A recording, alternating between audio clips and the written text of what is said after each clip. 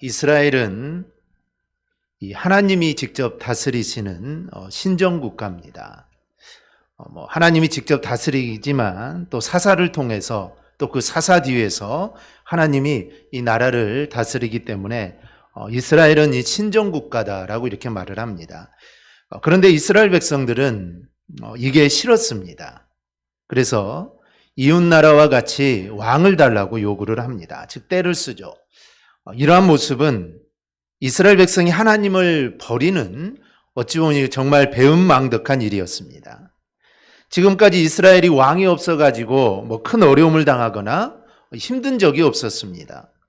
오히려 하나님이 계셨기 때문에 그들이 애굽에서 나올 수 있었고 또 광야 40년을 그들이 무사히 이렇게 버틸 수 있었습니다. 그리고 전쟁이 나도 이 하나님이 도우셔서 승리한 적이 이 한두 번이 아닙니다. 하나님은 그들이 부르짖기만 하면 외면하지 못하시고 그들의 간구를 들어주십니다. 그래서 이 모든 것이 하나님의 은혜였습니다. 그런데 이들은 이 하나님을 저버렸던 것입니다. 이러한 이스라엘 백성의 요구로 사무엘로 하여금 사울에게 기름을 부어 왕으로 삼게 합니다. 그리고 제비 뽑기를 통해 이제 사울이 왕으로 뽑히게 됩니다. 이렇게 사울이 왕으로 뽑혔지만 왕의 역할을 하지 못하고 있습니다. 여전히 그는 왕이지만 고향으로 내려가 농사를 짓고 있습니다. 즉 사사로의 역할을 하는 겁니다. 그래서 나라에 큰 어려움이 있어야 그때 나서서 이 왕으로서의 그 역할을 할 수 있게 되는 겁니다. 그런데 때마침 이 암몬 족속이 쳐들어오게 됩니다. 그리고 그들을 무찌름으로 인해 이제 왕으로서의 그 위험을 나타내게 됩니다. 그리고 암몬을 크게 무찌른 이스라엘은 크게 고무되어 있습니다. 무엇보다도 이제 새로 세운 왕에 대해서 이제 신뢰할 만할 수 있는 그런 근거가 생긴 겁니다. 이 사울이 왕으로 뽑혔을 때를 보면 어떤 무리들은 만세를 불렀습니다. 야, 우리에게 왕이 생겼다. 만세를 불렀지만 어떤 사람들은 야, 이 사람이 어떻게 우리를 구원하겠느냐. 이렇게 사울을 멸시하고 왕에게 드려야 할 이 예물도 드리지 않은 사람들이 있었습니다. 그런데 이제는 이렇게 말하는 사람이 단 한 명도 없습니다. 이제 비로소 이스라엘은 이 왕정 국가로서의 이 면모를 갖추게 되는 것입니다. 그런데 오늘 말씀 14절을 보면 사무엘이 이스라엘 백성들에게 길갈로 가서 우리가 나라를 새롭게 하자라고 이렇게 말을 합니다. 즉 사무엘은 사울의 즉위식을 치르고 이제 나라를 왕정 체제로 바꿀 수 있는 그 장소로 이 길갈을 선택하게 됩니다. 여기는 매우 중요한 의미가 있습니다. 길갈이 어떤 곳입니까? 길갈은 이스라엘 백성들이 광야를 지나 가나안에 들어와서 첫 발을 디딘 곳이 길갈입니다. 그리고 요단을 건넌 후에 이 요단강에서 메고 올라온 12개의 돌로 기념비를 세운 곳이 바로 이 길갈입니다. 즉 이스라엘 백성 전체가 이 새로운 사람으로 거듭난 의식을 행하고 기념비를 세웠던 곳이 바로 이 길갈입니다. 뿐만 아니라 그들은 그곳에서 할례를 행하게 됩니다. 즉 이방인이나 다름없던 그들이 할례를 행함으로 이제 그들은 명실공히 하나님의 백성으로 거듭나게 된 곳이 바로 이 길갈이라는 지역입니다. 말하자면 길갈은 하나님과의 관계를 새롭게 정립한 곳이 바로 이 길갈입니다. 이렇듯 길갈은 아주 의미 있는 장소입니다. 무언가를 새롭게 시작했던 장소가 바로 이 길갈인 겁니다. 그래서 사무엘은 그런 길갈로 가서 우리가 이제 나라를 즉 왕정 국가를 우리가 새롭게 하자라는 것입니다. 또한 광야 생활에서 이 가나안 땅 생활로 바뀌었던 것처럼 이제 왕정 시대라는 이 새로운 시대가 열렸음을 알리고 그것을 기념하기 위해서 길갈로 가자고 한 겁니다.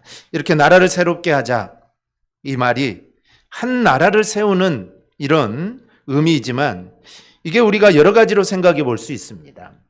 먼저는 한 나라를 세우는 일일 수도 있고 또 이것을 하나님 나라를 새롭게 하자는 그런 신앙적인 의미에서 우리가 좀 생각해 볼 수도 있습니다.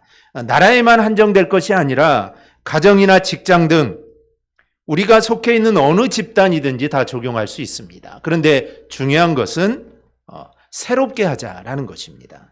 오늘 본문은 이 사울을 통해 나라를 새롭게 하는 이야기입니다. 이제 완전히 왕이 다스리는 나라가 됩니다. 그 과정을 살펴보면서 어떻게 나라가 새롭게 이루어졌는지 그 과정을 좀 살펴보려고 합니다. 그리고 이스라엘이라는 나라가 이렇게 새로워지는 것을 보며 우리가 새롭게 할 나라, 또 우리의 신앙, 교회, 또 가정 등을 우리가 좀 살펴보려고 합니다. 왜냐하면 원리는 다 똑같기 때문입니다. 그래, 내가 있는 곳이 어디든지 나로 인해 그런 새로워지는 그런 역사가 임하기를 소망합니다. 첫째는 이 나라를 새롭게 하는 일은 하나님의 역사로 이루어지는 일입니다. 보통 이 역사의 전환점을 우리가 보게 되면 걸출한 인물들에 의해서 새로운 시대가 열립니다.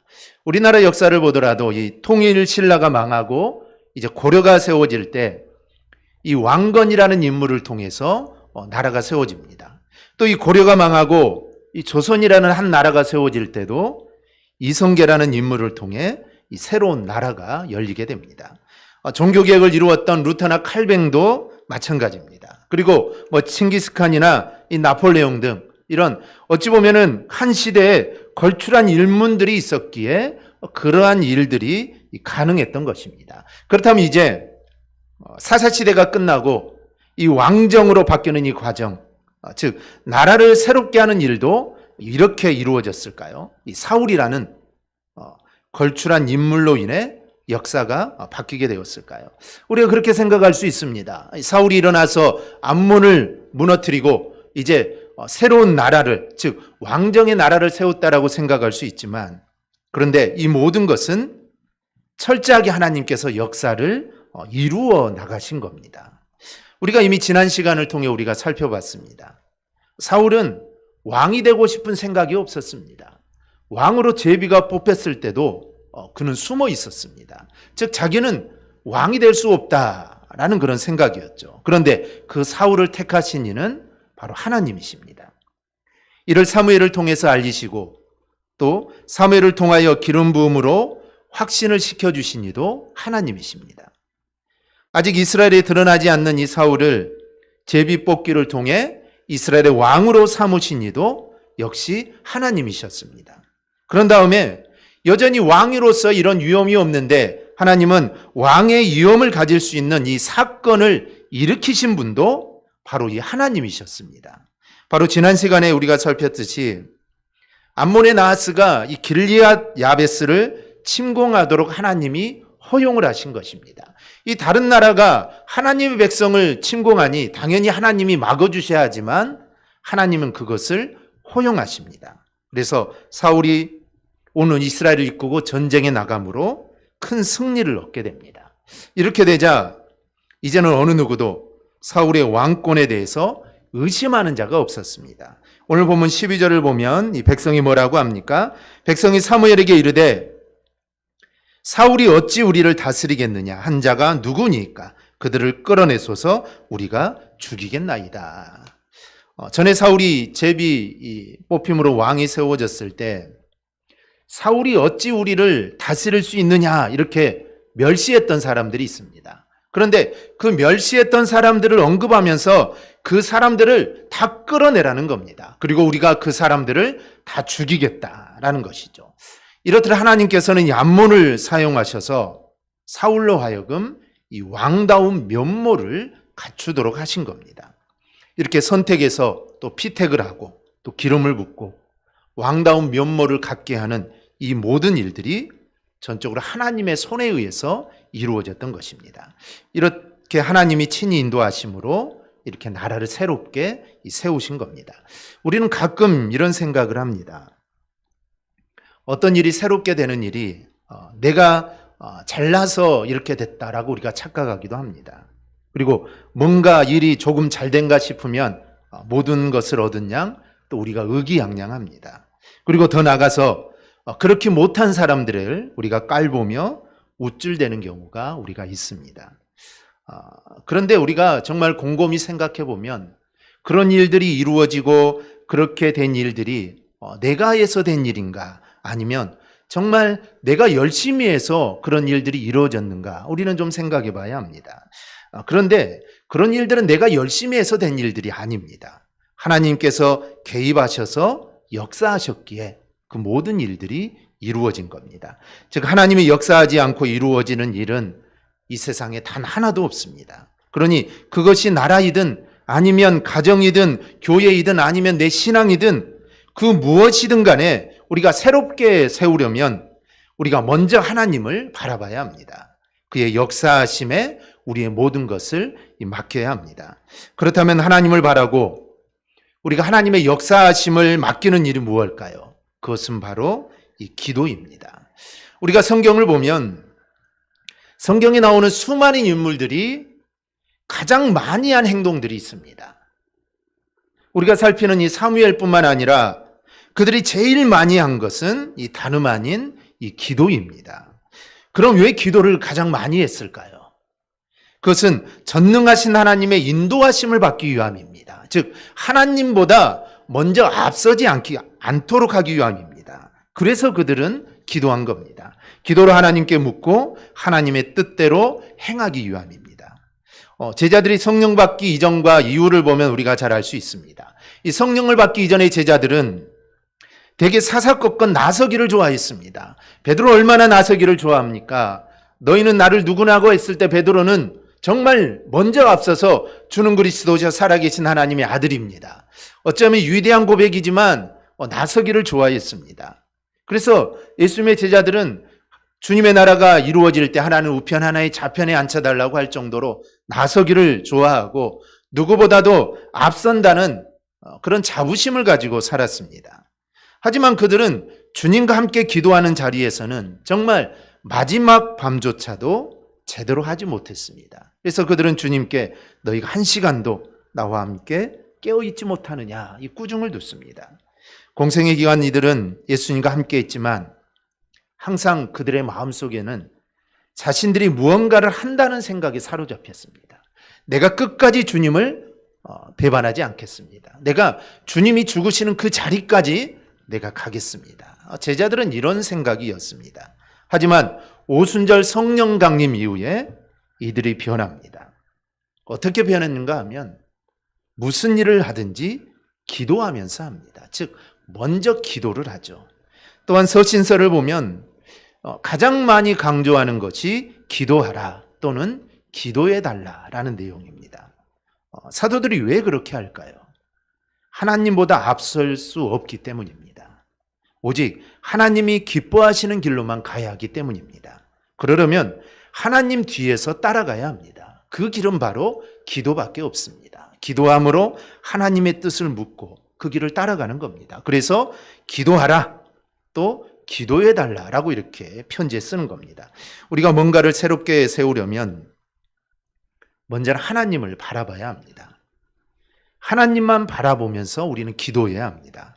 기도하면서 하나님이 어떻게 나를 인도하시는가를 우리는 보아야 합니다. 그리고 기도하면서 하나님의 뜻을 발견해야 합니다. 그래야 우리가 하나님의 역사를 우리가 이룰 수 있습니다.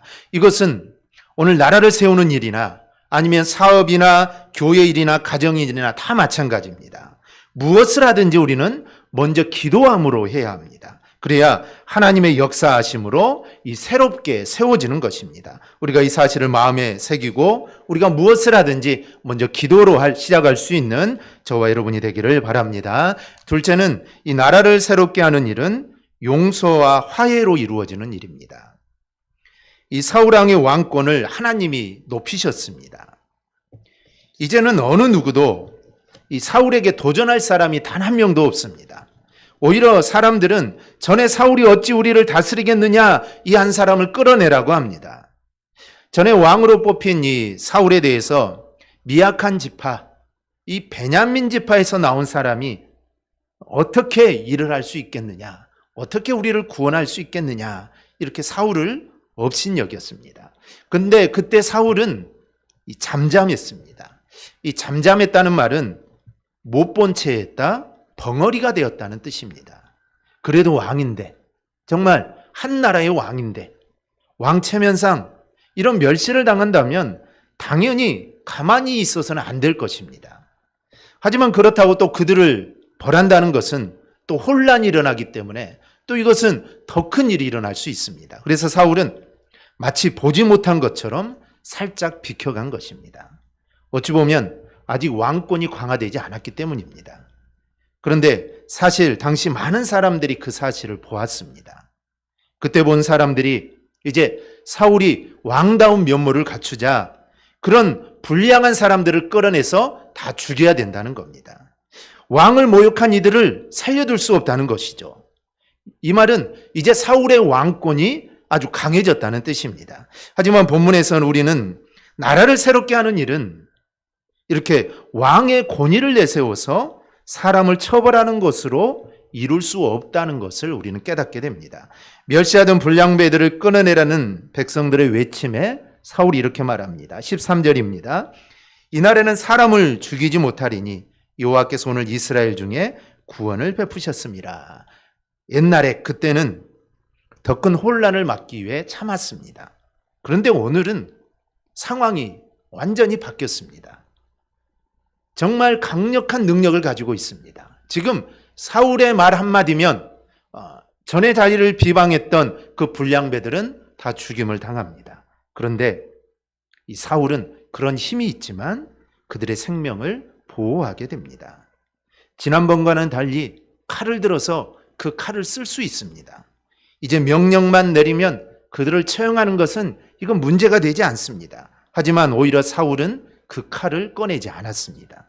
여호와의 구원을 베푸신 날에 생명을 거두는 일을 할 수 없다며 그들을 다 용서해 줍니다. 이 당사자들은 어땠을까요? 그들은 자신들이 여러 사람들이 보는 앞에서 사울을 멸시한 것을 잊었을 리가 없습니다. 아마 그들은 가슴이 두근두근 할 겁니다. 야, 이제 우리가 죽게 생겼구나. 아마 그들은 그런 두려움이 있었을 겁니다. 그런데 그들이 그런 두려움을 가지고 있었지만 오히려 사울은 그들을 용서해 주게 됩니다. 그리고 이런 그의 용서는 백성을 하나로 묶게 만듭니다. 사울은 정말 강한 것이 무언가를 알았습니다. 정말 강한 것은 다른 사람에게 유해를 가할 수 있는 게 아니라 그럴 만한 능력이 있는데 그렇게 하지 않는 것이 바로 강함입니다. 그리고 그렇게 반대하는 자들은 이제 사울의 이런 모습 앞에서 그들은 더 크게 무너지기 마련입니다. 화합은 힘 있는 자가 용서할 때 이루어지는 겁니다. 이런 모습은 바로 우리가 생각해야 될 부분입니다. 우리가 한 나라든 아니면 신앙이든 또 아니면 교회든 아니면 가정이든 우리가 정말 무엇을 새롭게 세우고자 할 때는 강한 자가 용서하는 것입니다. 그럴 때 서로 하나가 되는 것입니다. 힘이 있을 때는 찌그러져 있다가 힘이 생길 때 복수함으로 인해 이런 것으로 인해 나라를 세울 수 없습니다. 만약에 오늘 이 사건이 있을 때 사울이 그때 자신을 이렇게 불량자라고 말했던 자들을 다 죽였다면 아마 나라는 새로 세워질 수 없었을 것입니다. 그런데 이 사울이 그들을 용서해 줌으로 나라가 새롭게 세워지게 된 것입니다. 예수님의 십자가는 무언가를 새롭게 세우는 정수입니다. 십자가를 지는 과정에서 있었던 한 장면입니다. 사람들이 검과 몽치를 가지고 예수님을 잡으려고 옵니다. 그때 베드로가 품속에 있던 칼을 꺼내서 대제사장의 종이었던 말고의 길을 자르게 됩니다. 육신의 관점에서 본다면 베드로는 정의로운 사람입니다. 당연히 제자라면 당연히 그렇게 해야 될 겁니다. 자기의 스승을 잡으려고 오는데 어떻게 가만히 있겠습니까? 그것도 3년 동안 함께 동고동락했던 스승을 죽이려고 잡으러 오는데 베드로가 행한 일은 용기 있는 행동이었습니다. 그런데 주님은 베드로에게 칼을 도로 넣으라고 합니다. 그리고 말고의 길을 고쳐줍니다. 그리고 이렇게 말합니다. 너는 내가 내 아버지께 구하여 지금 12군단 더 되는 천사를 보내시게 할 수 없는 줄로 아느냐. 즉 예수님은 충분한 그런 능력이 있습니다. 예수님의 말 한마디면 천군 천사가 정말 수많은 천군 천사가 나타나서 지금 이 상황을 완전하게 해결할 수 있습니다. 그런데 예수님은 그런 능력을 사용하지 않으셨습니다. 오히려 그 능력을 감추시고 부드럽게 대하셨습니다. 십자가는 이런 토대 위에 세워진 것이고 이 십자가가 바로 우리 생명을 구원하는 능력이 된 것입니다. 만약에 주님이 그 능력을 사용했다면, 그 능력을 사용해서 그들을 버렸다면 이 십자가는 우리에게 생명을 줄 수 없었을 것입니다. 강함에도 용서하고 용납하시고, 그리고 그걸 통하여 하나 되게 하시는 게 바로 주님이 사용했던 이 방법입니다. 우리가 무언가 새롭게 세우려고 마음을 갖는다면 우리가 힘을 키워서 복수할 생각으로는 안 됩니다. 오히려 힘이 있을 때 우리는 관용을 가져야 합니다. 즉 용서하고 불쌍히 여기는 마음을 가져야 합니다. 그럴 때 화합이 이루어지고 그 안에서 생명의 역사가 이루어지는 것입니다. 셋째는 나라를 새롭게 하는 일은 예배와 축제 속에서 이루어져야 합니다. 이 사무엘이 사울과 백성을 이끌고 한 일은 더 멋있습니다. 암몬을 완전히 물리치고 난 후에 왕다운 면모를 갖게 된 사울을 보면서 사무엘은 이야기합니다. 우리가 길갈로 가서 나라를 새롭게 하자. 그리고 한 일이 15절에 나옵니다. 모든 백성이 길갈로 가서 거기서 여호와 앞에서 사울을 왕으로 삼고 길갈에서 여호와 앞에 화목제를 드리고 사울과 이스라엘 모든 사람이 거기서 크게 기뻐하니라. 모든 백성이 길갈로 갔습니다. 실은 사울은 이미 미스바에서 왕으로 세움을 받았습니다. 그래서 다시 하지 않아도 사울은 이미 이스라엘의 왕입니다. 그런데 다시 한번 그를 하나님이 세우신 왕으로 인정하는 행사를 또 가졌던 겁니다. 그런데 그 행사는 다른 것이 아니라 하나님 앞에서 화목제를 드리는 것입니다. 이 화목제라는 것은 두 가지 일을 합니다. 일부는 그 제물 중에 일부는 하나님께 드리고 일부는 제사를 드리는 사람이 나누어 먹는 제사 형식입니다. 이는 하나님과 경배자 간의 화목 그리고 하나님에 대한 감사의 의미를 지니는 겁니다. 본문에서 이 강적 암몬과의 전쟁에서 승리케 하시고 이 자신들의 왕을 세워주신 하나님께 감사하고 백성들 간의 이 기쁨을 누리기 위해 그들은 화목제를 드렸던 것입니다. 번제는 이런 일들이 없습니다. 그런데 화목제는 그 제물의 일부를 함께 나누며 기뻐하는 것입니다. 이 화목제와 기뻐하는 것을 현대적인 언어로 표현한다면 예배와 축제입니다. 오늘 본문의 가장 중요한 부분이 바로 이 부분입니다. 우리가 하나님 앞에서 나라를 새롭게 세우는 일, 그리고 우리가 가정을 새롭게 세우는 일, 교회 또 우리의 신앙을 새롭게 세우고 그리고 여러분 개인적으로 무언가를 시작하여 아니면 우리가 하던 일들을 새롭게 세우는 일, 그 어떤 것을 우리가 새롭게 세울 때도 그 중심은 예배와 축제가 되어야 합니다. 예배를 통하여 우리가 하나님 앞에 서는 일 없이 새롭게 세워질 수 있는 일은 단 하나도 없습니다. 우리가 설령 외형적으로 새롭게 시작하는 일이 있다 하더라도 그것이 하나님을 인정하고 감사하는 예배와 상관이 없다면 이거는 언제 무너질지 모르는 불안한 사상 누각에 지나지 않습니다. 그러므로 예배를 드리면서 그 안에서 축제와 같은 기쁨을 누릴 때 비로소 든든하게 세워져 가는 것입니다. 그런 면에서 우리가 주일에 드리는 예배는 바로 이 화목제입니다. 우리가 하나님이 나를 지켜주시는 그 은혜에 우리가 감사하지만 또 예배는 축제입니다. 그 은혜 얼마나 감사합니까? 그래서 예배를 통해서 우리가 그런 부분들을 느끼고 하나님께 드리는 것입니다. 그래서 여러분에게 제가 권면하고 싶은 것은 만약 여러분 마음에 새롭게 정한 것이 있다면 그리고 내가 무언가를 좀 해봐야겠다면 반드시 감사함으로 하나님께 나가야 합니다. 그래야 하나님과의 바른 관계를 우리는 정립해야 합니다. 그것이 바로 이 예배다라는 것입니다. 우리가 어떤 일을 할 때 하나님과의 바른 관계를 갖는 것은 정말 중요합니다. 왜냐하면 하나님은 이 역사의 주관자이기 때문입니다. 그리고 온 우주 만물을 지금도 다스리시고 주장하시는 분이 하나님이십니다. 그래서 세상에 일어나는 일 중에 하나님의 섭리와 개입 없이 일어나는 일은 단 하나도 없습니다. 그러므로 우리가 모든 일을 성공적으로 이루기 위해서는 예배를 통해 하나님과의 바른 관계를 우리는 맺어야 합니다. 그래서 예배가 중요하다라는 것입니다. 즉 예배를 통하여 하나님과의 관계가 회복되는 것입니다. 즉 구약의 제사를 통해 하나님과의 관계가 회복되듯이 우리가 예배를 통해 하나님과의 관계가 온전하게 새로워지는 것입니다. 우리가 다른 모든 것을 완벽하게 준비했다고 해도 하나님과의 관계가 바로 정립되지 않았다면 우리는 어떠한 일도 이룰 수 없습니다. 설령 하나님 없이 내가 어떤 일을 진행을 하고 내가 성공적으로 나아간다고 해도 그 일은 결코 성공적으로 마무리될 수가 없습니다.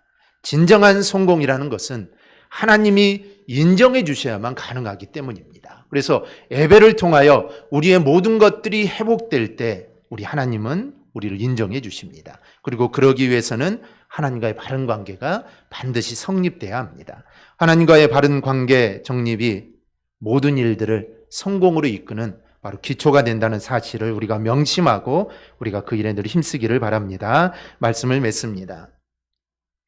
우리가 오늘 이 사울이 나라를 세우는 일에 대해 살펴보았습니다. 그런데 그것이 나라를 세우는 일이든 아니면 우리의 가정을 세우는 일이든 우리의 교회와 또 내 신앙을 세우는 일이든 아니면 여러분의 인생에서 정말 어떤 중요한 결심을 하는 것이든 어쨌든 새롭게 세우는 일, 그것은 하나님의 역사하심으로 이루어지는 것입니다.